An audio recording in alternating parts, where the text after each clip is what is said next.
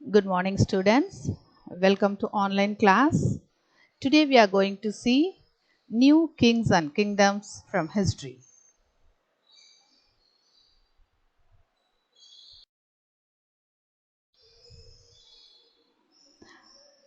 So we are going to see India after Harshavardhana. Then the administration and economy of the kingdoms. The Ghaznavids and the Ghurids. And southern India and the early medieval period. So these are all the topics we are going to discuss today.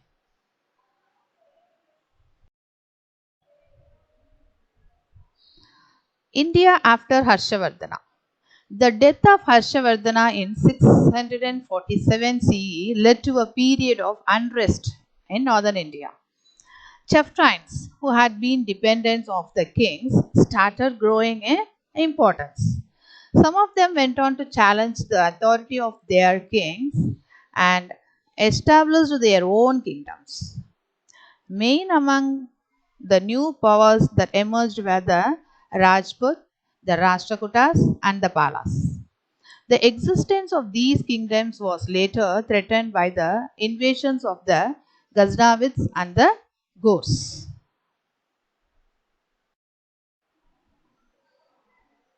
Let me see about the Rajputs.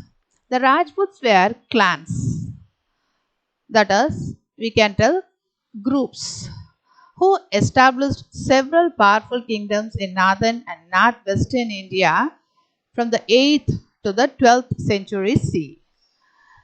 Trained from a young age in the art of warfare, the Rajputs were valiant warriors known for their courage and sense of chivalry.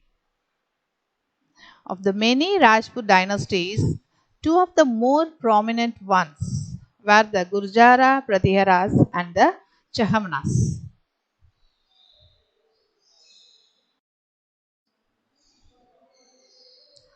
Let me see first about the Gurjara Pratiharas. The Gurjara Pratiharas, we can call Pratiharas also, ruled over parts of North India between the 6th and 11th century CE.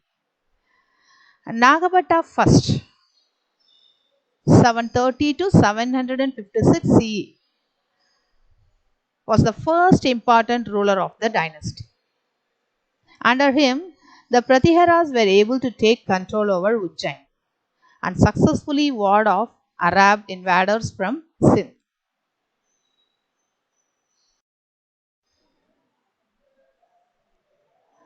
Mihir Bhoja, his period actually 836 to 885 CE.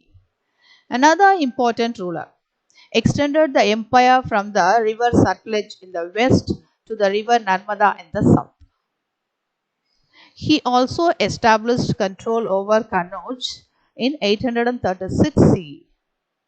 This was an important victory for the Pratiharas because Kannauj, the capital of Harsha's empire, was centrally located and economically prosperous.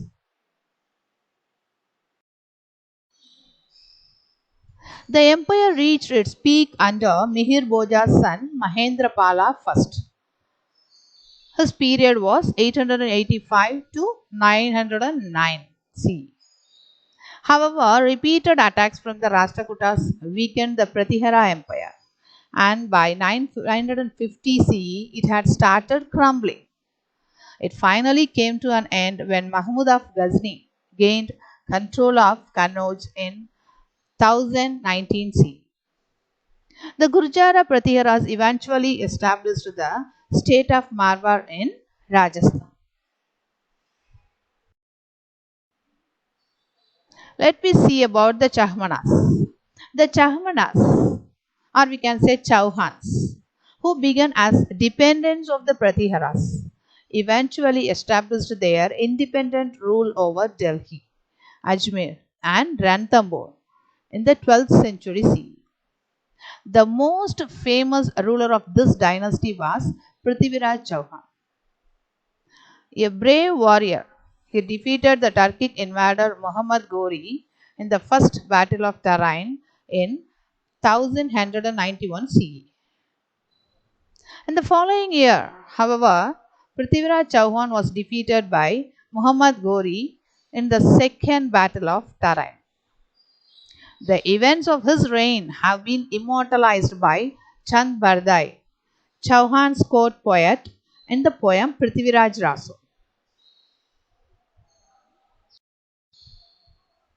Other important Rajput clans included the Tomaros, Paramaras, Chandalas, Solankis, and Guhilas. They ruled over their respective kingdoms in North India and bravely resisted attacks from the Arabs and the Turks for several years.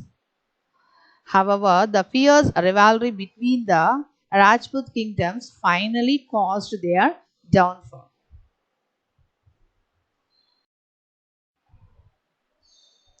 Let me see about the Palas. The Pala dynasty was founded by Gopala in 750 CE. They ruled over East India, mainly Bihar and Bengal, between the 8th and 12th century CE. Gopala's son Dharmapala extended his empire to the furthest limit of northwest India. Dharmapala's son Devapala added Assam and parts of Odisha to their kingdom. Devapala's successors were unable to maintain the kingdom for long. The defeat of Mahipala in 1023 CE at the hands of the Chola king Rajendra further hastened the decline of the Palas.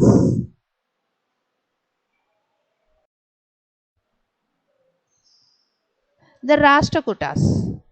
Tandyaturga was the founder of Rashtrakuta dynasty that ruled over the Deccan region with Manekheta as the capital. Dhruva I, who became king in 780 CE, defeated the Palas and the Pratiharas. The greatest Rashtrakuta rulers, however, were Govinda III and Amogavarsha. Their period time 814 to 878 CE. Govinda III extended the empire from Kannauj in the north to Kanchipuram in the south.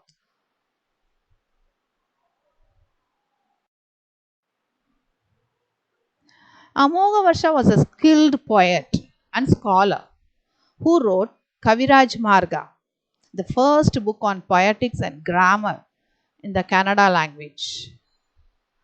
The empire went into decline after Krishna III. The struggle for Kannauj among the Gurjara Pratiharas, Palas, and Rashtrakutas occupied a major part of the early medieval period of Indian history.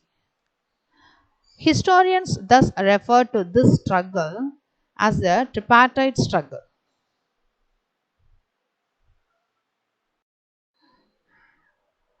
The administration, the economy of the kingdoms. The kingdoms that came up in India during this period had a similar administrative and economic structure. Supreme authority lay in the hands of the king, who was advised and assisted by a council of ministers.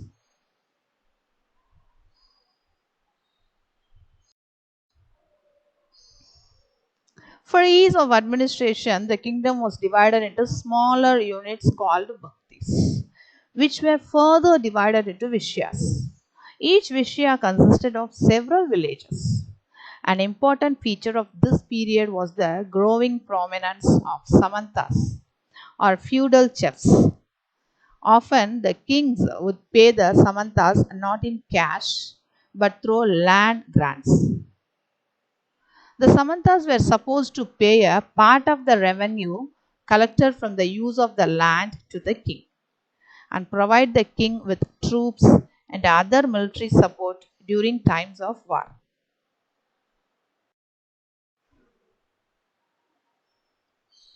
The rulers compelled the people to pay taxes in cash or in kind as they produce.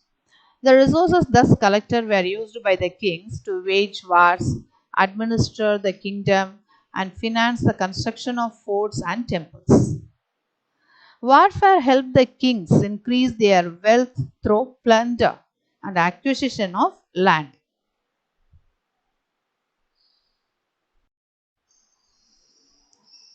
The Ghaznavids and the Ghurids. From the 10th century onwards, drawn by the wealth of this land, groups of invaders such as the Ghaznavids and the Ghurids started entering India through the Himalayan mountain passes in the northwest. They were people of Turkic and Afghan descent who had adopted Islam as their religion.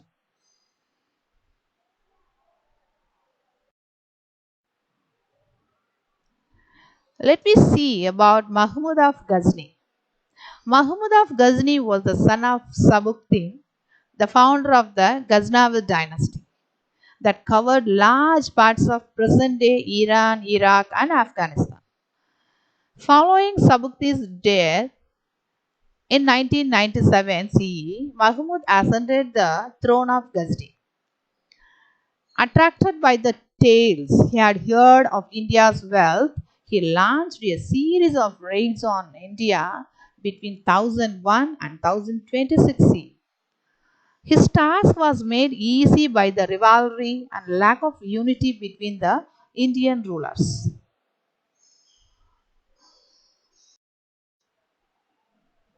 After annexing Peshawar, he conquered Punjab by defeating its ruler Anandapala in battle. However, Mahmud had no intention of building an empire in India. He was only interested in its wealth. He used the wealth he looted from India to build Ghazni into one of the most beautiful cities in the world. Though known to be a fierce conqueror, Mahmud's love for art and literature is reflected in his patronage of poets and scholars such as Firdausi, as author of Shahnama, and Al-Biruni, who is the author of Taqiq-e-Hind book.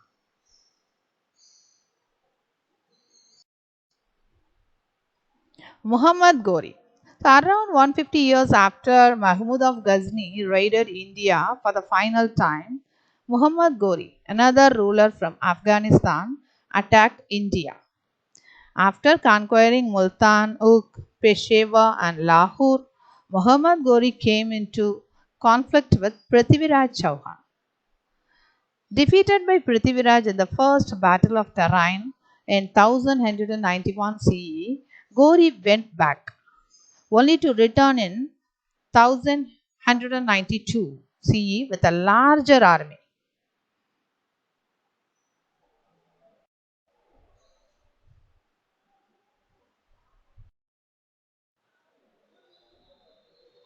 Prithviraj's appeal for help from other rulers of North India was turned down by Jayachandra, the ruler of Kannauj, because of the age-old rivalry between the two states. Though Prithviraj fought bravely, he was defeated in the Second Battle of Tarain. This proved to be a major turning point in the history of India. In 1206 CE, Muhammad Ghori returned to Ghazni, leaving his Indian territories in the hands of his general Qutbuddin Aibak. Qutbuddin Aibak's accession to the throne of Delhi marked the beginning of the Delhi Sultanate and the start of a new chapter in Indian history.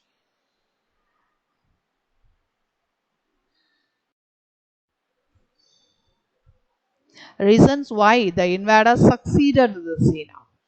The Turks and the Afghans were successful in establishing their rule over India because of the following reasons. The infighting and disunity among the Indian rulers weakened them. The Indians fought in groups led by different leaders. The Turkic and Afghan soldiers stood unified under one leader. The valiant Rajputs were excellent fighters. However, the invaders were more organized and employed better military strategies. The heavy footed elephants of the Indian armies were no match for the swift horses that formed the core of the Turkic army.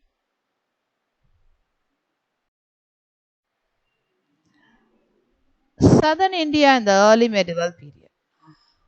So let me see what was happening in South India between the 7th and 12th century CE.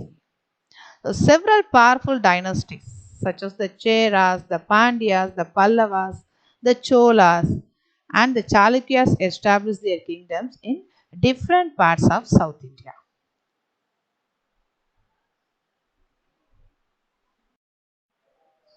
Okay children, this is the quiz time for you.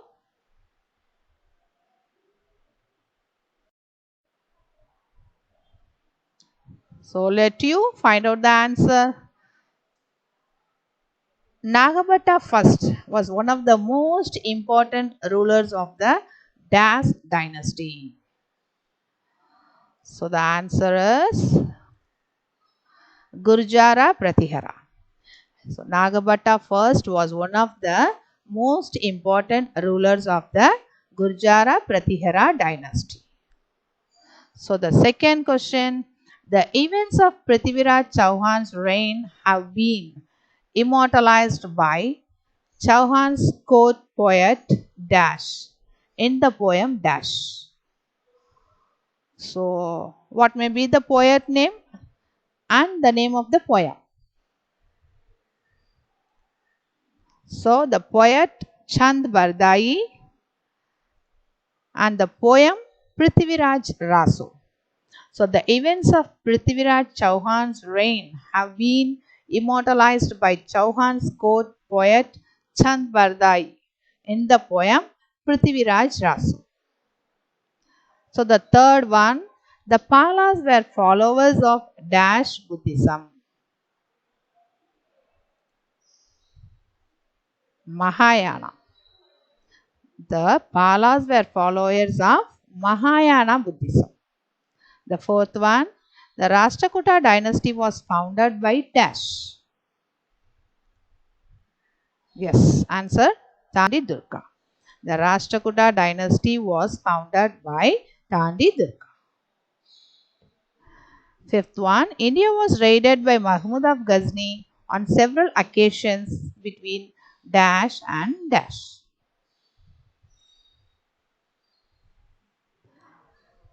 So, first answer is 1001 and the second answer is 1026.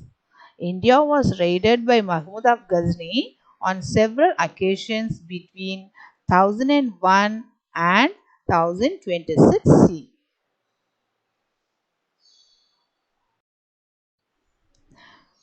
Thank you children.